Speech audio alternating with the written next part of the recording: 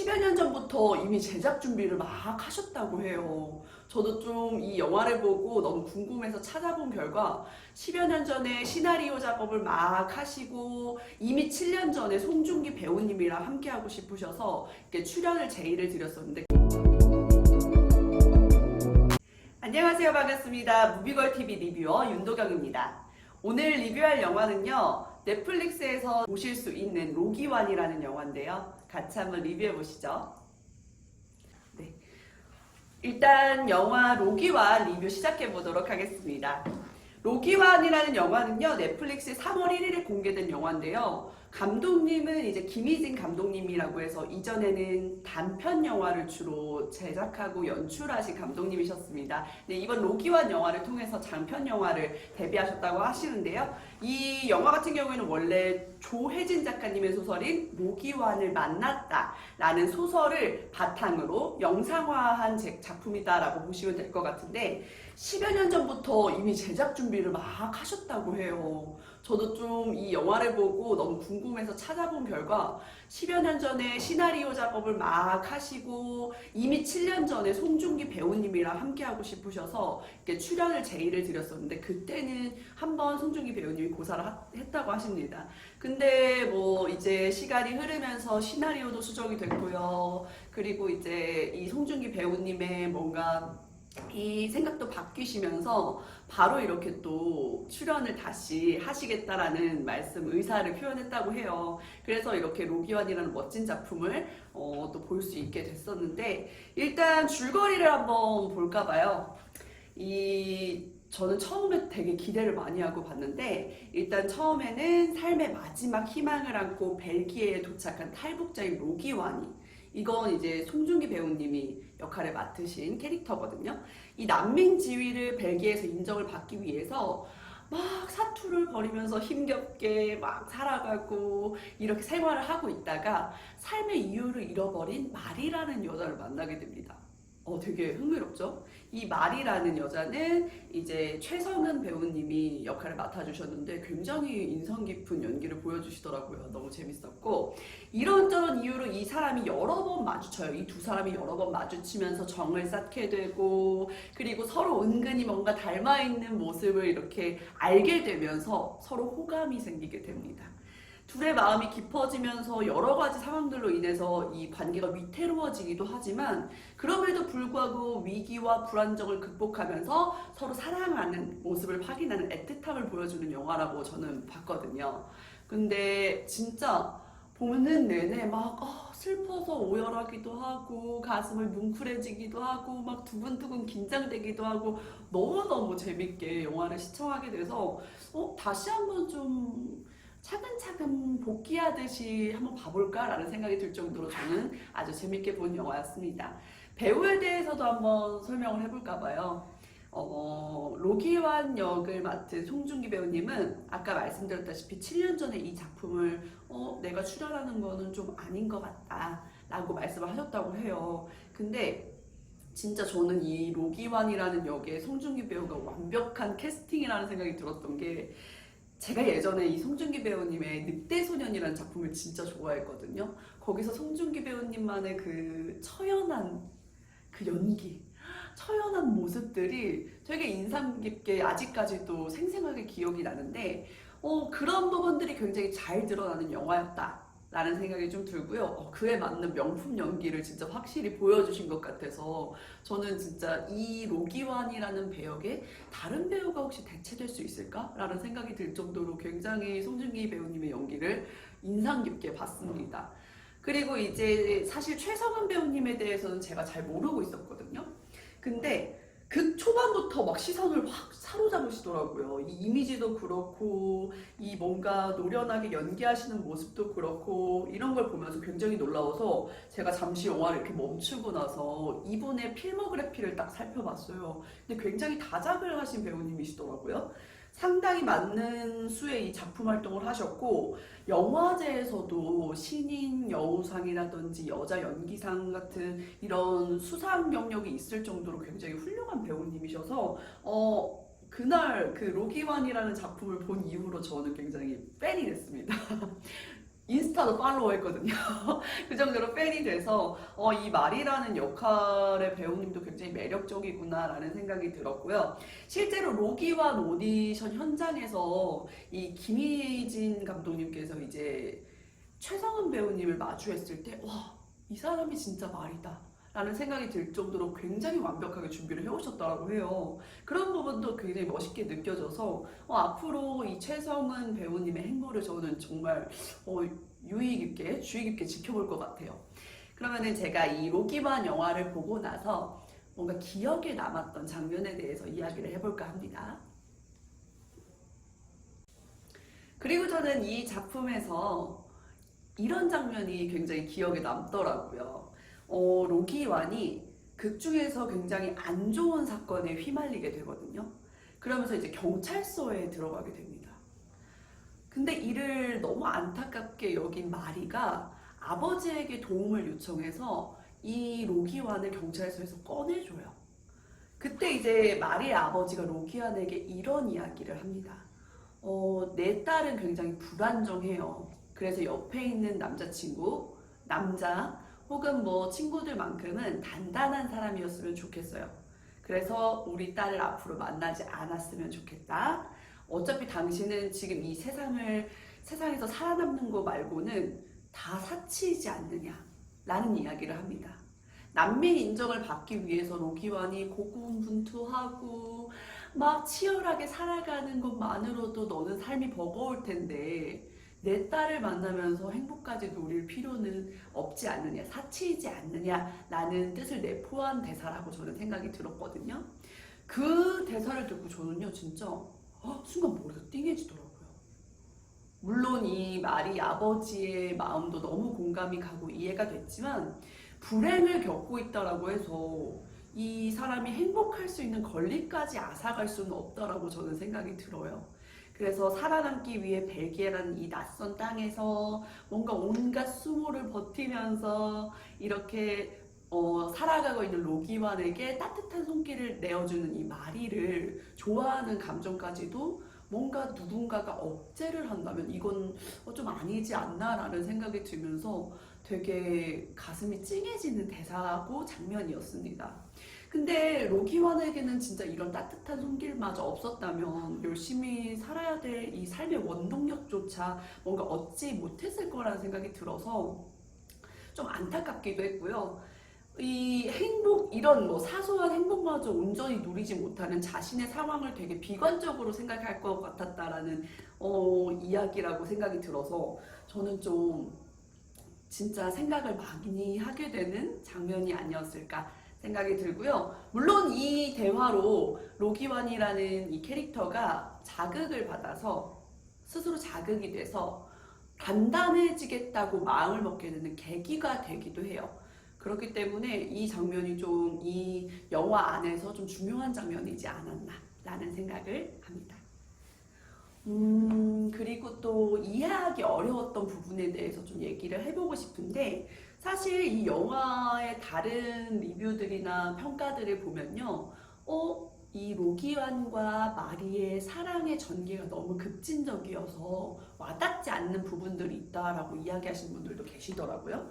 근데 저도 어느 정도는 그게 공감이 갔었던 게 사실 뭐 이 둘의 러브 스토리를 봤을 때 막 절로 미소가 지어질 정도로 행복해 보이는 순간들도 있었고 그리고 되게 순수하게 느껴지는 부분들도 있었고 또 굉장히 애절하고 애틋한 장면들도 많아요. 그럼에도 불구하고 이들이 이 사랑에 빠지는 그 개연성에 대해서 시나리오 수정 혹은 뭐 촬영하면서 편집하는 이 과정 속에서 좀 어느 정도 생략이 된 부분이 있지 않을까라는 생각이 들어서 그 둘의 러브 스토리가 사실 조금 덜 빛을 발하지 않았나라는 생각을 해보면서 좀 아쉽다고 느껴지는 부분이 있었습니다. 근데 확실히 이런 부분들은 이런 게 좀 추가됐으면 좋았을 것 같기도 해요. 둘이 뭔가 확실하게 가까워질 수 있는 계기 같은 뭔가 크나큰 사건을 집어넣음으로써 와, 이 둘이 이 사건을 계기로 정말 가까워졌구나. 그래서 정말 끈끈한 사랑을 느끼고 있구나. 라는 뭔가 타당성이 있었다면 그 뒤에 후반부 스토리의 전개도 굉장히 몰입도 있게 지켜볼 수 있을 것이었지 않았을까? 라는 생각을 또 해봅니다. 이런 부분을 혹시 놓치진 않으신 거 아닐까요? 라는 의견들이 있으시다면 댓글 자유롭게 남겨주시면 제가 꼭 참고해 보도록 하겠습니다. 그리고 제가 진짜 이 로기완에서 되게 좋았던 장면으로 꼽고 싶은 장면이 하나 있는데, 이 로기완이라는 사람이 사실 보여지기로는 되게 막 옷도 없고 가진 것도 없고, 그래서 이제 사람들이 처음에 이렇게 대면했을 때 첫인상으로는 그 사람을 평가했을 때 좀 피해야 될 사람이다 라고 느끼는 경우들이 많이 있었거든요. 근데 이 로기완이라는 사람이 굉장히 괜찮은 사람이다 라고 보여지는 포인트들이 몇 가지 있었습니다. 첫 번째로는 이 난민 인정을 받기 위해서 새로운 신분을 얻어서 이제 취직을 하기 위해 마리의 아버지에게 도움을 받게 되는 장면들이 있었는데, 그 마리의 아버지가 알고 있는 회사에 가서 이 마리 아버지의 이름을 언급해야 되는 상황이었어요. 근데 그때 당시 로기완은 행색이 초라하고, 아까 말씀드린 것처럼 옷도 지저분하고요, 몇 날 며칠을 씻지를 못해서 막 깨재재한 모습이었기 때문에 혹시 마리아, 내가 이런 모습이 너의 아버지에게 누가 되지 않을까? 라고 넌지시 이야기를 건네는 장면이 있었습니다. 그렇게 막 나 혼자 살기 힘든 그 과정 속에서도 남을 생각하고 그 사람이 보여지는 이미지를 생각하는 이 로기완이라는 인물이 도대체 얼마나 좋은 인물이었나 라는 생각이 들면서 정말 좀 제 자신도 돌아보는 장면이 됐고요. 이뿐만 아니라 또 이제 그렇게 마리의 아버지로부터 도움을 받은 로기완이 우연치 않게 마리 어머니의 이 추모식이 열리는 날짜를 알게 돼요. 장소도 알게 되고. 그래서 그곳에 직접 찾아가서 뭐라도 돕겠다면서 일손을 돕는 장면도 나오거든요. 그런 모습을 봤을 때 단순히 로기완이라는 인물은 그냥 보여지는 것이 중요한 게 아니라 내가 뭔가 은혜를 입었을 때 되돌려줄 수 있는 넓은 아량을 가지고 있고 참 괜찮은 사람이다라고 느껴지는 장면들이었어서 마음이 좀 따뜻해지면서 아까 다 말씀드렸던 것처럼 제 자신을 돌아보는 계기가 되지 않았나? 라는 생각이 들 만큼 아주 좋은 장면이었다고 생각이 들어요. 그래서 그런 모습들을 보니까 이 사람은 그 누구라도 좋아하지 않을 수 없다라고 느껴질 만큼 참 예의 바른 모습들을 보여줘서 너무 좋았어요. 실제로 제가 이상형이 좀 예의 바르고 반듯한 남자를 되게 좋아하거든요. 그래서 그런지 내가 말이었어도 진짜 물심양면으로 도와주겠다 라는 생각이 들 정도로 좋았던 장면이었습니다. 그러면 제가 이제 로기완을 보고 느꼈던 점들을 한번 이야기해 보도록 할게요. 일단 로기완이 참 처절해요. 이 영화에서 보면은 막 언어도 통하지 않는 곳에서 난민으로 인정받아서 새 삶을 살기 위해서 진짜 처절하게 노력하고 버티고 이런 과정들을 보여주는데, 그 처절함과 고난 속에서도 지켜내고 싶은 진짜 사랑을 잘 보여주는 영화라고 저는 생각이 들고요. 이 고된 삶 속에서도 어떻게든 버텨보려고 하지만 그럼에도 불구하고 삶이 녹록지 않아서 늘 힘겹기만 한 로기완의 모습을 잘 그려낸 영화라고 저는 생각이 들었어요. 근데 이 로기완에게 다가오는 여자 마리도 보면요, 어머니의 죽음을 방관한 건 아니죠. 방관했다고 느끼면서 뭔가 삶의 이유를 찾지 못하고 자신을 억지로 그 벼랑 끝에 내모는 그런 캐릭터거든요. 근데 이 둘이 만나서 겨우 행복한 일상을 잠시나마 되찾게 되는 그 후반부의 스토리가 또 있습니다. 근데 그때마저도 둘은 이런 생각을 해요. 감히 내가 이런 행복을 누려도 될까? 내가 이렇게 행복해도 될까? 라는 의문을 품거든요. 그러면서 이제 이 행복이란 감정을 굉장히 낯설게 느끼고 있는 부분들이 있었습니다. 그런 장면을 통해서 저는 이런 생각이 들었어요. 행복을 누리기 위해서 왠지 자격 조건이 필요한 것 같은 그런 느낌? 그런 자격 조건이 필요한 차가운 현실이 조금 내가 느끼기엔 좋지 않은 모습인 것 같다 라는 느낌이 들었어요. 그래서 이 영화를 보고 나서 많은 분들이 내가 불행하다고 느껴지는 순간에도 곳곳에서 소소한 행복을 찾아서 본인이 행복해질 권리를 누리셨으면 좋겠다라는 생각이 들었습니다. 우리 감독님께 질문을 좀 드리고 싶은 몇 가지가 있어요. 우리 김희진 감독님이 이 로기환을 제작하시고 연출하면서 좀 이런 부분들에 대해서 어떻게 생각하셨는지에 대해서 몇 가지 질문을 좀 드려보고자 하는데요. 일단 그 10년 전부터 시나리오를 막 이제 수정하는 과정을 거치시면서 7년 전에, 7, 8년 전에 맨 처음으로 이 송중기 배우님께 로기환 역할을 맡아달라고 말씀을 해주셨다고 하셨잖아요. 다시 이렇게끔 송중기 배우님이 뭐 어떤 방식으로든 설득이 돼서 이 송중기 배우를 로기환으로 쓰고자 고집하셨던 이유가 뭘지 상당히 궁금하거든요. 물론 저는 아까 앞서서 말씀드렸지만 진짜 이 배역은 이 배우가 아니면 안 됐겠다 라는 생각이 들만한 몇 가지 포인트들이 어떤 것들이 있었을지 저도 상당히 궁금합니다. 저처럼 진짜 늑대소년의 그 처연한 모습을 보고 이 로기환이랑 너무 잘 어울릴 것 같다라는 생각이 들어서 캐스팅을 하신 건지 혹은 다른 이유가 있었을지에 대해서 굉장히 궁금하고요.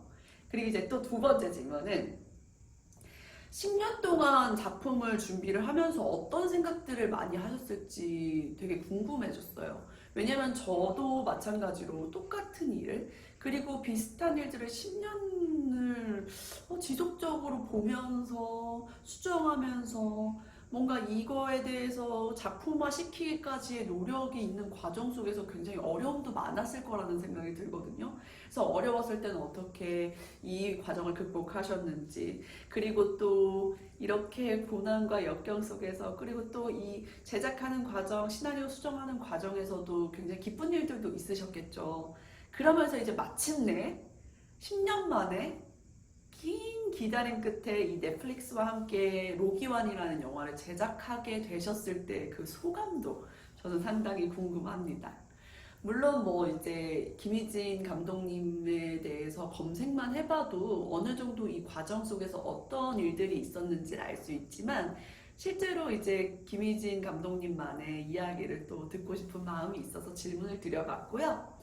그 시나리오를 수정하고 보완하는 과정들이 굉장히 길었잖아요. 그럼에도 불구하고 이 로기환이라는 완성 작품을 보셨을 때 조금 아쉬움이 남는 부분은 어느 부분이셨을지도 상당히 궁금합니다. 사실 저도 뭔가 이런 비유가 좀 맞을지는 모르겠어요. 너무 간단한 비유긴 하지만 뭐 원데이 클래스에 가서 어떤 한 작품을 만들 때에도 그 1시간, 2시간, 3시간 안에 이루어지는 과정이 끝에 가서는 되게 아쉽게 느껴지는 순간들이 있거든요.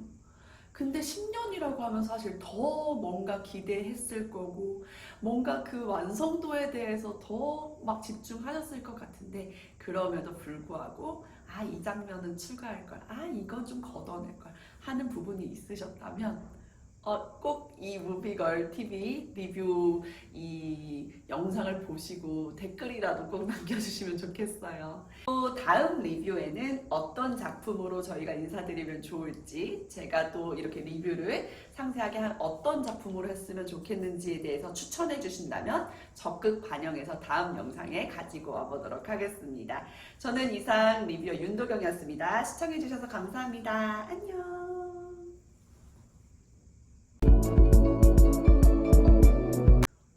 이건 정말 지극히 저의 개인적인 견해인데요. 혜성이랑 나영이가 뉴욕에서 이제 재회를 하고 빙글빙글 돌아가는 회전목마 앞에서 둘이 이렇게 계단에 걸터 앉아서 이야기를 하는 장면이 나와요. 그 둘은 이제 앞쪽에서 막 과거에 대해서 회상하고 이야기하는데 회전목마는 빙글빙글 계속 돌아가고 있어요. 이 장면을 보고 저는 어떤 생각이 들었냐면 즉 회전목마는 계속 돌아가면서 시간이 흐르고 있다. 현재를 뜻하는 듯한 느낌을 주고 있는데 그 앞에서 대화를 나누는 혜성이랑 나영이는 과거에 머물러 있다라는 느낌이 들었어요. 안녕하세요. 반갑습니다. 리뷰어 윤도경입니다. 오늘 이야기해볼 영화는요, 패스트 라이브즈인데요. 요즘에 굉장히 또 핫한 영화로 알려져 있죠. 보신 분들 있으시다면 같이 이야기 한번 나눠봐요. 일단은 감독님에 대해서 이야기를 좀 해볼까 합니다. 셀린송 감독님이라고 해서 이 영화로 첫 영화 감독 데뷔를 하신 분이에요. 근데 진짜 작품성에 대해서 요즘 전 세계적으로 굉장히 뜨거운 반응을 보이고 있기 때문에 감독님도 되게 놀라셨을 것 같다라는 생각이 듭니다. 실제로 지금 전 세계 영화제 200여 개 부분에 노미네이트가 된 작품이고 75관왕을 기록한 작품으로 지금 놀라운 성과를 기록하고 있어요. 그래서 전 세계적으로 주목을 받는 화제의 감독님이 되셨는데, 특히 이 아시아계 여성 감독이 아카데미상에서 작품상과 각본상의 데뷔작으로 오른 것은 정말 역사상 처음이다라고 하거든요. 그만큼 정말 대단한 작품이다라고 알려져 있는 영화 패스트 라이브즈입니다. 실제로 이 셀린송 감독님의 아버지도 영화 감독으로 지내고 계셨는데요.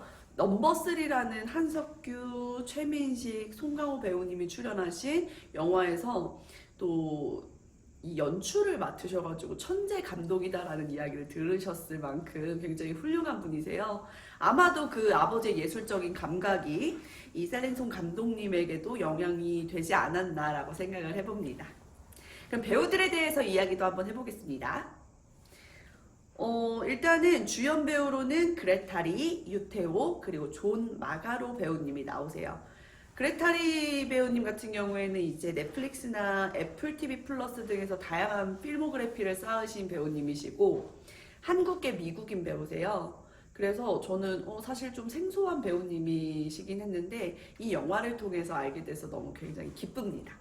그리고 이제 유태호 배우님은 다들 아시겠지만 박찬욱 감독님의 헤어질 결심, 그리고 이제 정지영 감독님의 블랙머니 등에 출연하시면서 좀 국내 드라마 씬에서도 굉장히 다양한 작품에 출연하면서 대세 배우로 알려져 있는 배우죠.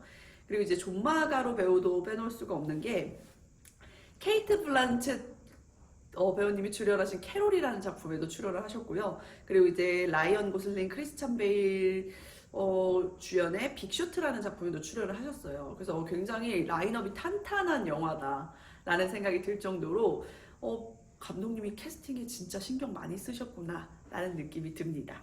그러면은 제가 이번에는 줄거리에 대해서 한번 이야기를 해보도록 할게요. 줄거리는 간단해요. 사실 인연에 대한 이야기를 영화화 시킨 건데요. 그 어린 시절 서로의 첫사랑이었던 나영이 이제 그레타리 배우님이 연기하신 캐릭터죠. 나영과 혜성, 유태호님이 연기하신 캐릭터. 그러다가 12년이라는 시간이 지나고 이 나영이라는 친구가 과거에 나와 친하게 지냈던 친구들에 대한 근황이 궁금해진 거예요. 저도 지금 그렇거든요. 저도 지금 이렇게 30살이 넘어서 초등학교 때 친구 어떻게 살고 있나? 이런 생각이 들면 이제 SNS로 찾아보는데 나영도 똑같이 SNS로 친구들의 근황을 이렇게 찾아보다가 혜성이가 자신을 찾는 글을 쓴 SNS 글을 발견을 하게 돼요. 그러면서 자연스럽게 12년 뒤에 연락이 닿아서 스카이프를 통해서 이렇게 매일매일 영상통화를 하고 연인처럼 관계를 지속해 오는 그런 시기를 또 거칩니다. 근데 서서히 물리적인 한계를 느끼겠죠. 그레타리의 몸은 뉴욕에 있고, 그리고 이제 혜성의 역할을 맡은 이제 유태호님은 한국에서 대학 생활을 하고 있었기 때문에 물리적으로 거리도 너무 멀고 보고 싶을 때마다 볼 수도 없으니 서서히 멀어지게 돼요. 그래서 이렇게 그 둘의 인연이 또 끊어지는가 싶었는데 또 12년이 지난 다음에 뉴욕에서 둘이 재회를 하게 되는 그런 내용을 담은 작품이거든요. 되게 신기해요. 사실 옷깃만 스쳐도 인연이라는 말이 있잖아요. 저도 막 주변에 그냥 가볍게 인사만 주고받고 알던 사이가 나중에는 정말 둘도 없는 친구가 되고 같이 막 중요한 작업을 하게 되고 이런 인연들에 대한 좀 생각이 깊어지는 찰나에 이 영화를 만나게 돼서 더 흥미로웠던 것 같습니다. 제목을 한번 분석해 볼까 봐요. 패스트 라이브즈. 이 단어적인 의미로만 봤을 때는 또 우리나라가 사실 또 현생이랑 전생을 연관짓는 경우가 상당히 많잖아요. 예를 들면 막 지금 막 되게 안 좋은 일이 많이 생겨. 그럼 사람들이 또 뭐라고 해요? 전생에 무슨 죄를 지었길래 현생이 그렇게 고달프냐 이런 얘기를 하는 것처럼 뭐 이렇게 연관짓는 경우가 상당히 많은데, 그런 것들을 보면은 이제 또 이 영화 속에서 보여지는 현재의 삶과 지나가는 이어지는 삶에 대한 이야기, 그리고 그 이후의 삶, 다음 생이라고 하죠. 후생까지도 관객이 유추해 볼 수 있도록 혹은 상상해 볼 수 있도록 만들어주는 영화 속 내용을 대변하는 제목이 아닐까라고 감히 생각을 해봅니다. 그래서 영화에서 보여지는 느낌을 함축적인 의미로 담아서 이렇게 제목화시킨 것이 아닌가라는 생각이 들어요. 인상 깊은 장면을 한번 이야기해 보겠습니다. 인상 깊었던 장면은 이건 정말 지극히 저의 개인적인 견해인데요. 혜성이랑 나영이가 뉴욕에서 이제 재회를 하고 빙글빙글 돌아가는 회전목마 앞에서 둘이 이렇게 계단에 걸터 앉아서 이야기를 하는 장면이 나와요. 그 둘은 이제 앞쪽에서 막 과거에 대해서 회상하고 이야기하는데 회전목마는 빙글빙글 계속 돌아가고 있어요. 이 장면을 보고 저는 어떤 생각이 들었냐면, 즉 회전목마는 계속 돌아가면서 시간이 흐르고 있다. 현재를 뜻하는 듯한 느낌을 주고 있는데, 그 앞에서 대화를 나누는 혜성이랑 나영이는 과거에 머물러 있다라는 느낌이 들었어요. 어린 시절에 본인들이 서로 주고받았던 대화나 혹은 서로 좋아했던 호감의 감정들을 회상하면서 그때 그 애정 어린 그리고 호기심 어린 눈빛으로 서로를 바라보는 모습이 묘하게 애틋한 느낌이 들면서도 아직 얘네들 과거에 머물러 있네. 몸은 컸지만 이 감정은 과거에 있네 라는 생각이 들더라고요. 그래서 이제 혜성과 나영이 대화를 나눌 때는 서로 이 과거의 감정을 복귀하면서 과거에 머물러 있는 느낌을 받았다면, 뒤에 돌아가는 회전목마는 계속 나는 흘러가고 있어, 나는 시간이야, 현재를 뜻하는 느낌을 받아서 과거와 현재가 공존하는 듯한 모습이 좀 느껴졌습니다. 그래서 저한테는 인상 깊은 장면, 그리고 지금까지도 좀 기억에 남는 장면으로 꼽고 싶어요. 그 다음에는 이 영화를 통해서 이해하기 어려웠던 부분에 대해서 얘기를 해볼게요. 사실 저는 이 모든 장면들이 이해하기 어렵다기보다는 한 캐릭터에 대해서 조금 나와는 다른 친구구나 라고 느꼈던 게, 그 아서라는 캐릭터를 연기했던 존 마가로님 배우가 연기를 했던 아서라는 캐릭터인데요. 사실 개인적으로 굉장히 이 캐릭터는 안타까웠어요. 왜냐면은 저 같은 경우에는 사실 쿨하지도 못하고 그릇도 작아가지고 되게, 만약에 내 남편이 어린 시절 첫사랑을 만나러 가겠다? 라고 이야기를 저한테 한다면 절대 허락할 수 없을 것 같거든요. 막 안 돼, 절대 안 되고, 너 미쳤어? 그런 얘기 나한테 왜 해? 막 이럴 것 같은데, 이 아서라는 캐릭터는요, 나영을 되게 귀엽게 질투하면서도 그를 응원하고 위로해주고 이렇게 다독여줘요. 그런 모습을 보면서, 사실 정확한 논리는 아니지만 우리들은 외국인은 쿨하다라는 인식이 좀 있잖아요. 왜냐면은 마인드가 상당히 쿨하다라고 인식이 되는 게, 막 오래된 엑스와 친한 친구처럼 지내는 커플들을 보면 너 헐리우드 커플이냐 이런 식으로 농담으로 주고받듯이 되게 쿨하다고 인식을 하고 있는데, 그래서 그럴까? 이 아서라는 캐릭터는 뭔가 이 나영이의 이 첫사랑에 대한 기억을 응원해주는 듯한 느낌이 들어서, 저는 이거는 되게 낯설지만 되게 흥미롭다 라고 느껴졌습니다. 사실 아서도 쿨해서는 아닌 것 같아요. 왜냐면 그 뒷장면에 보면 또 약간 충분히 속상하고 슬프지만, 상처도 받지만 그만큼 나영을 사랑하기 때문에 이해하고 싶어하는 모습들도 비춰지거든요. 그래서 어찌 보면 저는 이 영화 속에서 혜성과 나영이라는 이 캐릭터들이 서로 혹시라도 선을 넘을까봐. 이 선은 사실 이 나영은 결혼을 한 친구잖아요. 그래서 이 선을 넘을까봐 그때 그 감정에 젖어서 혹시 둘이 포기라도 하게 될까봐 되게 조마조마했었거든요. 근데 만약에 아서라는 캐릭터가 짜증을 내고 화를 내고 나영이를 나무랬다면 그 둘을 아마 응원하는 입장이 되지 않았을까라는 생각이 들면서 이 부분이 되게 이 아서의 감정을 이해하기 어려웠다라고 꼽아보고 싶습니다. 명장면이라고 생각되는 장면도 있었어요. 이 나영과 혜성이라는 친구가 12살에 헤어지고 24년 만에 얼굴을 마주하고 재회를 하게 되거든요. 이 두 사람이 이제 마지막 날을 보내요. 이 혜성이가 사실은 뉴욕에 휴가를 온 거고 마지막 여정에 혜성이, 그다음에 나영이, 그리고 아서까지 세 명이서 마지막 식사를 하는 장면이 나오는데요.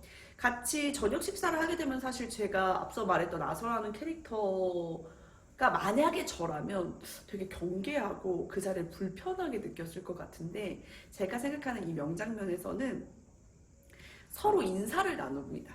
인사를 나누는데 아서는 서툴지만 한국어로 안녕하세요 라고 배고프죠? 라고 이야기를 건네고 혜성도 서툰 언어로 nice to meet you 이렇게 이야기를 하는 장면이 있어요. 그 부분에서 저는 어떤 느낌이 들었냐면 단순히 서로 인사를 주고 받는 것이지만 서로를 존중한다는 따뜻한 의미로 느껴졌습니다.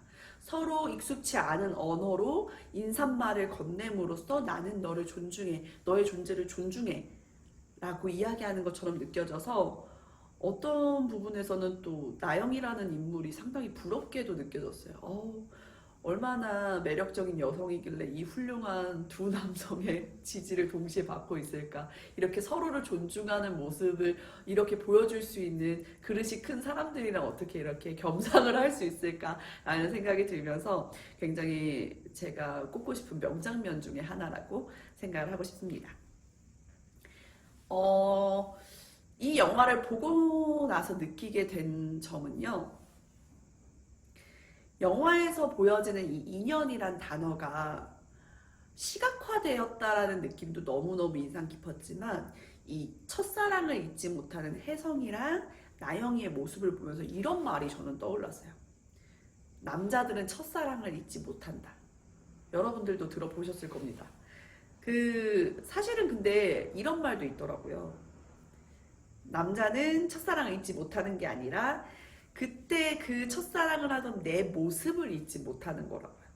그 첫사랑을 시작할 때 그 떨림, 긴장감, 그리고 그것에서 동반하는 나의 적극적인 모습, 열정적인 모습, 이런 것들이 약간 미화되면서 뇌리에 박혔기 때문에 그 모습을 잊지 못하면서 첫사랑을 잊지 못한다라는 것처럼 착각하고 있다라는 거죠.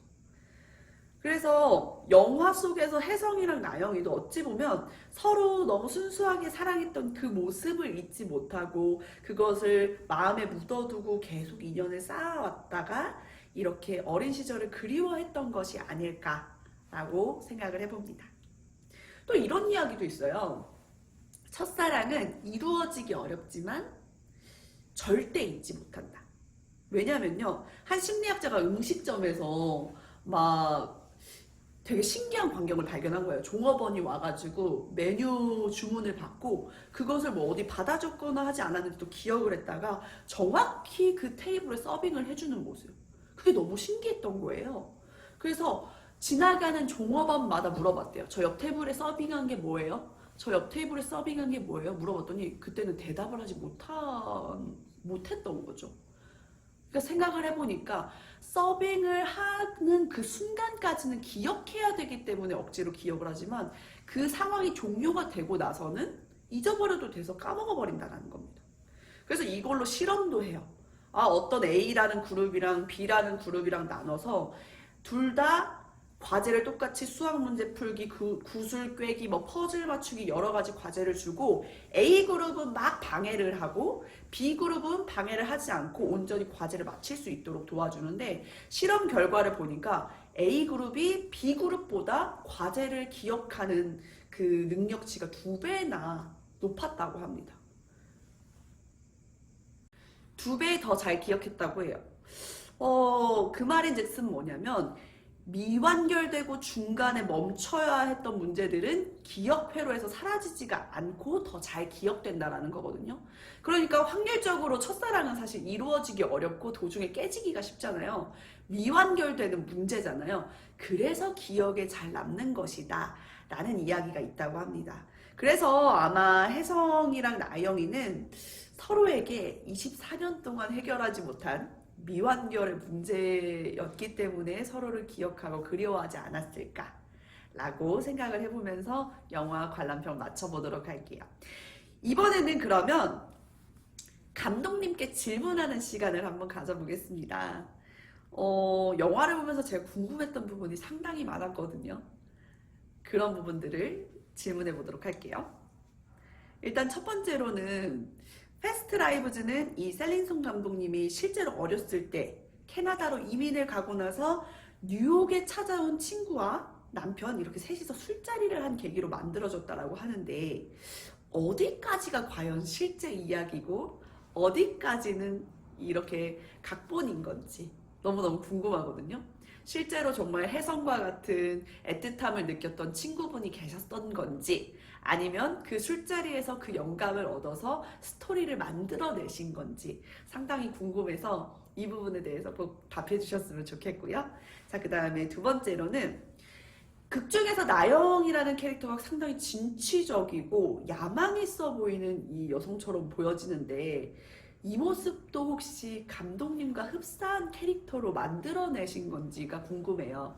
이 영화 자체가 감독님의 자전적인 이야기라고 해서 그런지 몰라도 이 그레타리가 연기한 나영이라는 캐릭터도 그렇다면 셀린송 감독님을 닮아있는 모습인가요? 라는 질문을 또 드리고 싶습니다.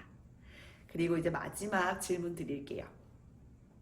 극 초반에 어린 나영이와 혜성이가 데이트하는 장면에서 이 여성의 조각상과 남성 얼굴의 조각상이 이렇게 곧게 뻗은 나무를 사이에 두고 마주보는 그런 장면을 이렇게 찍어주신 게 있거든요.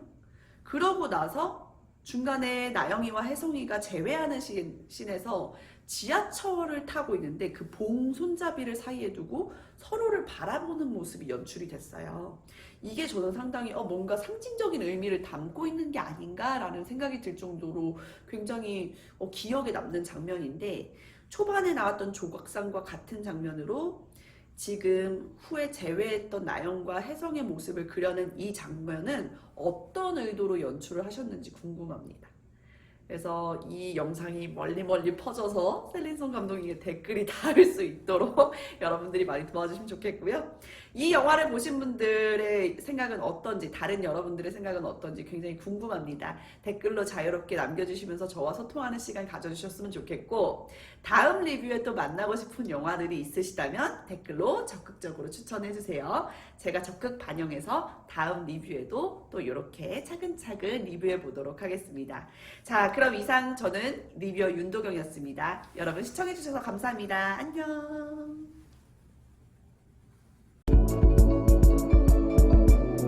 그러면서 어머니랑 자주 연락도 못했고요. 사실 진짜 명절 말고는 따로 찾아뵌 적도 많이 없어요. 가족들이랑 많이 좀 떨어져 지냈는데 그러면서 제가 그동안 엄마랑 대화하는 시간도 많이 줄고 그리고 이제 엄마한테 막 내가 내 몸이 힘들고 지치니까 짜증도 많이 내고 했던 모습들이 생각이 나면서 안녕하세요. 반갑습니다. 리뷰어 윤도경입니다. 오늘 리뷰해볼 영화는요 3일의 휴가거든요. 여러분들 재밌게 한번 봐주세요. 일단은 3일의 휴가 같은 경우에는 저는 작년 12월인가요?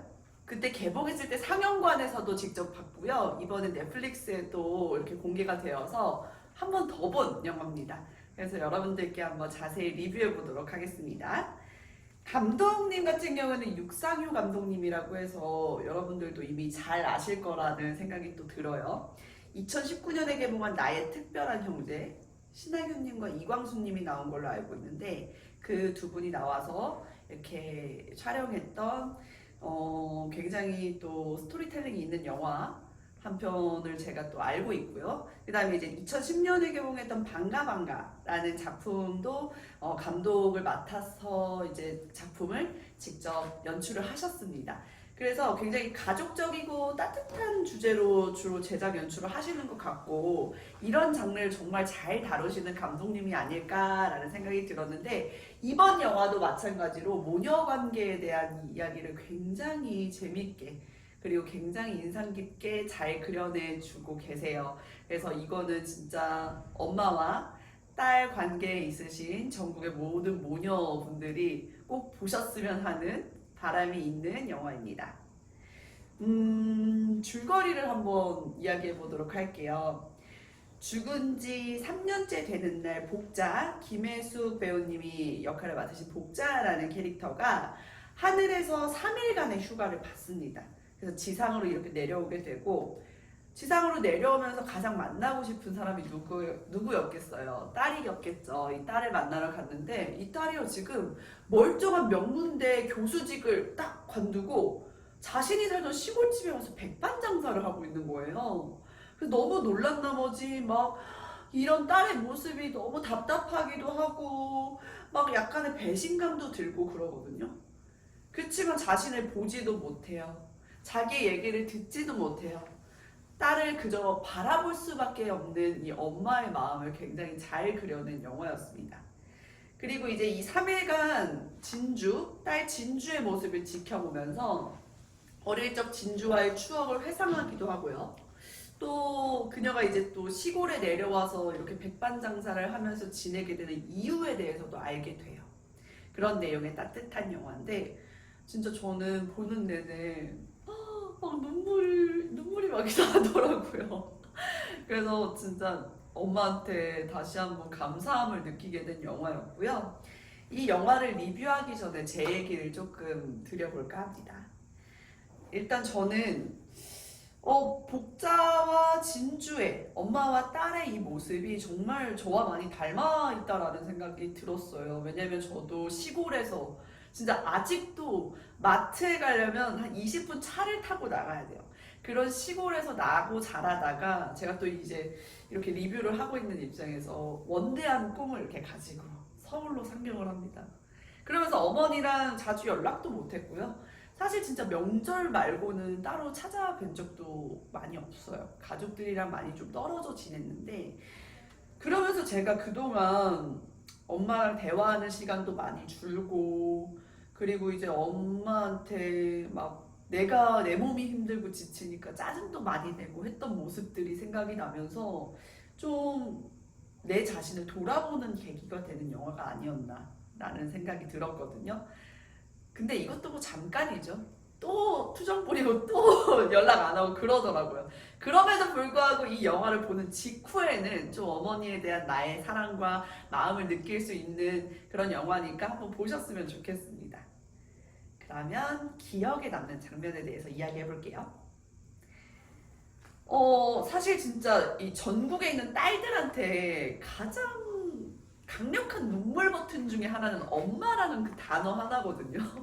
엄마 얘기만 하면 눈물 나. 예전에 우리 막 초등학교 때 수련회 가면은 막 촛불 들고 엄마 얘기 막 시작하시잖아요.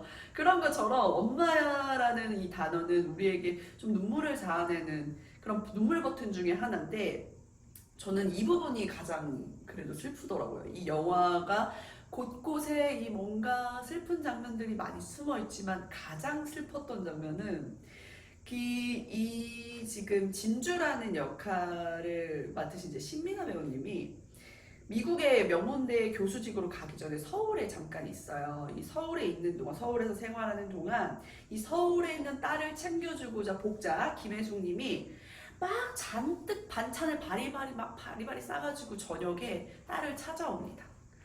근데 이 딸은 이래요.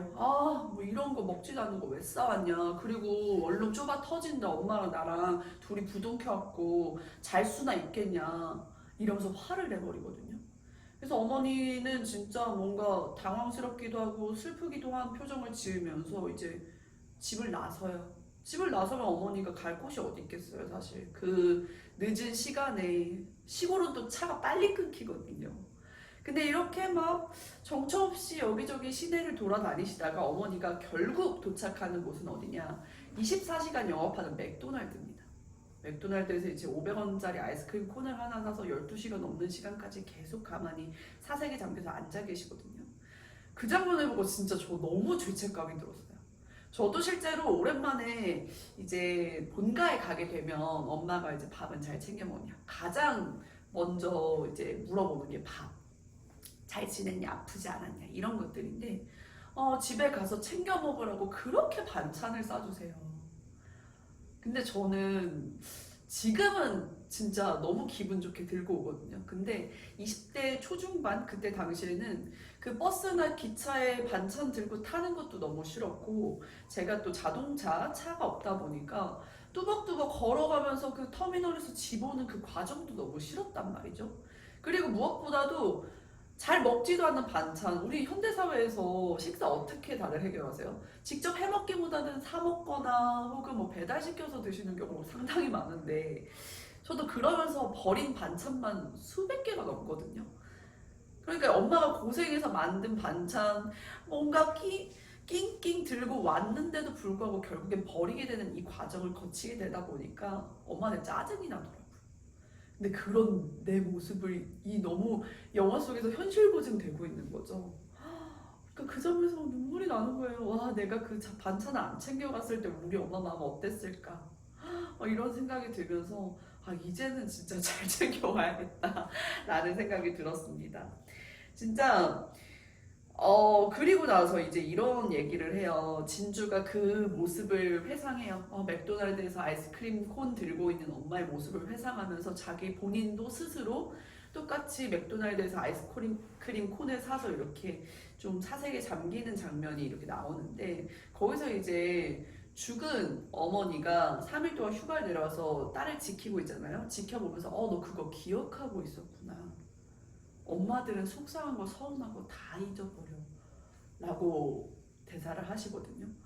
근데 이 대사조차도 저희 엄마랑 똑같은 말을 하시는 거예요.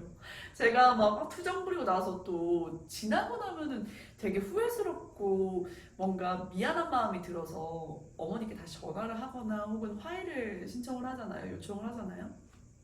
그때마다 저희 어머니가 똑같이 말씀하셨어요.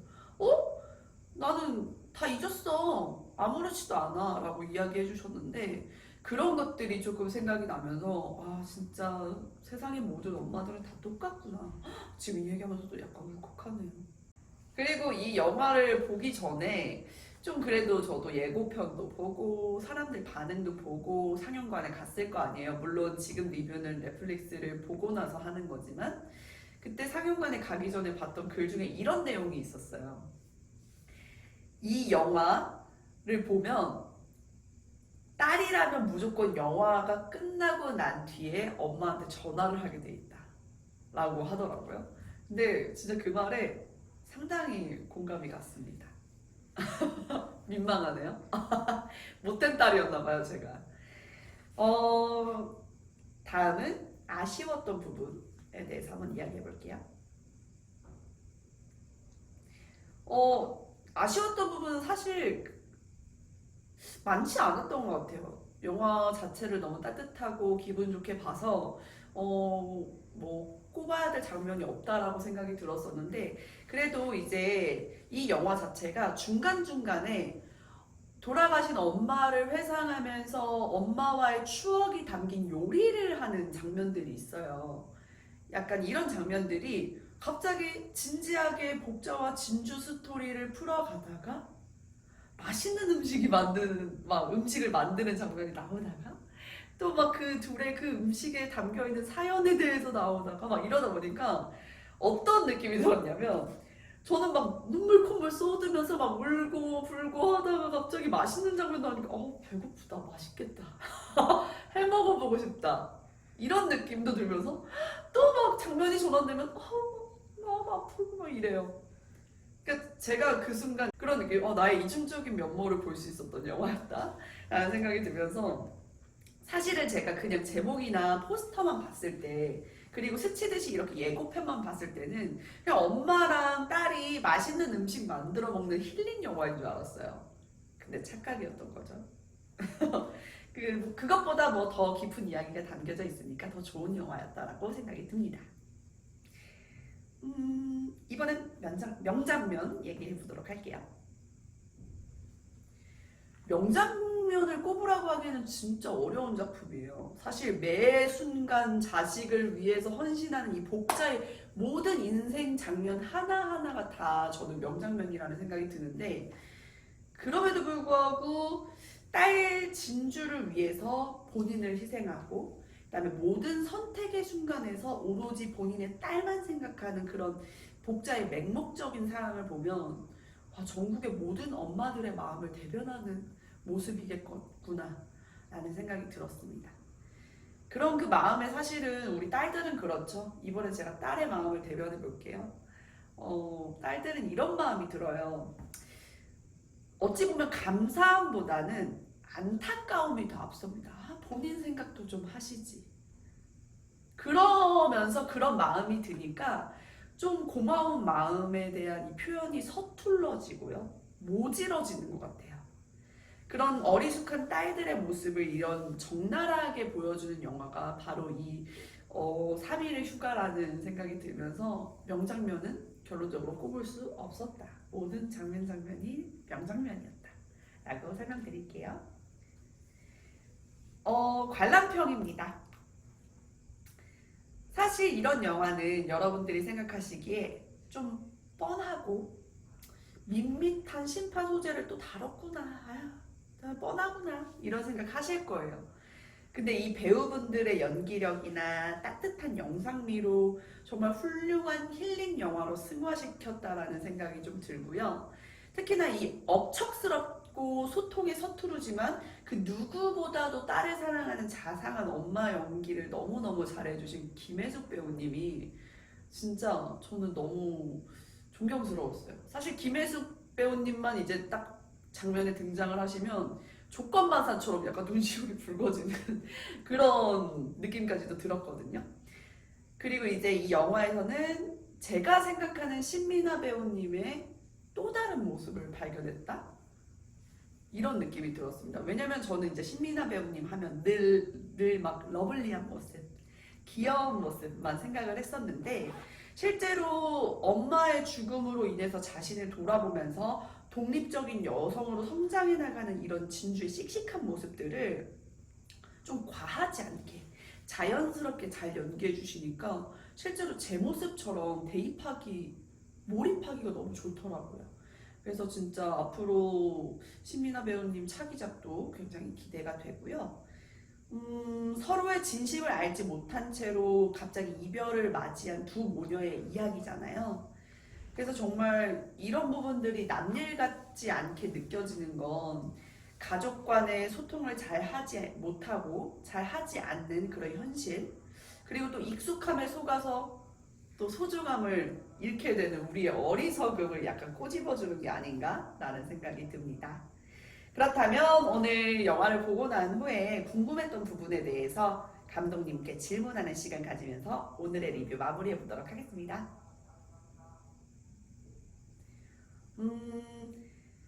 3일의 휴가에서 나오는 음식들이 되게 많아요. 막 무채를 넣은 만두도 있고요. 뭐 잔치국수도 있고요. 되게 다양한 요리들이 나오거든요.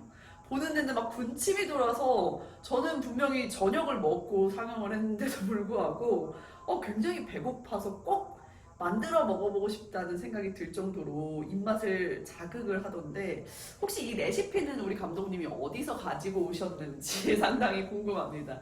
아니면 실제로 정말 어머니의 손맛을 그대로 구현해낸 레시피인지 너무너무 궁금하거든요. 꼭 이거 댓글 남겨주세요. 그 다음에 이 영화는 사실 모녀의 이야기잖아요. 근데 저희 감독님이 사실 남자분이세요. 육성희 감독님 남자분이신데 어떻게 이렇게 모녀의 이야기를 본인이 겪고 느꼈던 일처럼 잘 이해하고 표현해내셨는지가 너무너무 궁금합니다. 사실 이 모녀지간의 이 모습들은 그들만 이해할 수 있고 그들만 공감할 수 있는 미묘한 감정선들이 있거든요. 그런 걸 어쩜 그렇게 잘 풀어내셨는지 너무너무 궁금해요. 이 부분도 감독님께 질문으로 던져보도록 할 거고요. 그다음에 이제 마지막으로는 캐스팅에 대한 이야기. 이건 빼놓을 수가 없는데 사실 우리 구독자님들도 다 아시겠지만 국민 엄마라는 타이틀을 가지고 계신 배우님들이 상당히 많으세요. 뭐 나문희 선생님도 그렇고 또 고두심 배우님, 김혜자 배우님, 김미경 배우님 뭐 정말 많은 배우님들이 계시는데 그 중에서도 김혜숙 배우님을 선택하신 이유가 있으신지. 진짜 근데 김혜숙 배우님이 이 3일의 휴가에서 보여준 연기는 복자 그 자체였어요.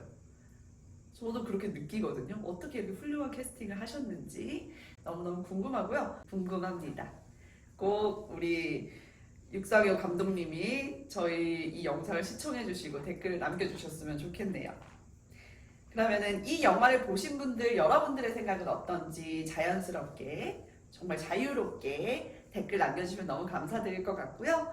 다음 리뷰에서 또 만나고 싶은 작품이 있으시다면 그것 또한 자유롭게 댓글 남겨주시고 추천해주세요. 저희가 적극 반영해서 다음 영상에 꼭 리뷰해 보도록 하겠습니다. 그럼 이상 리뷰어 윤도경이었습니다. 감사합니다. 안녕.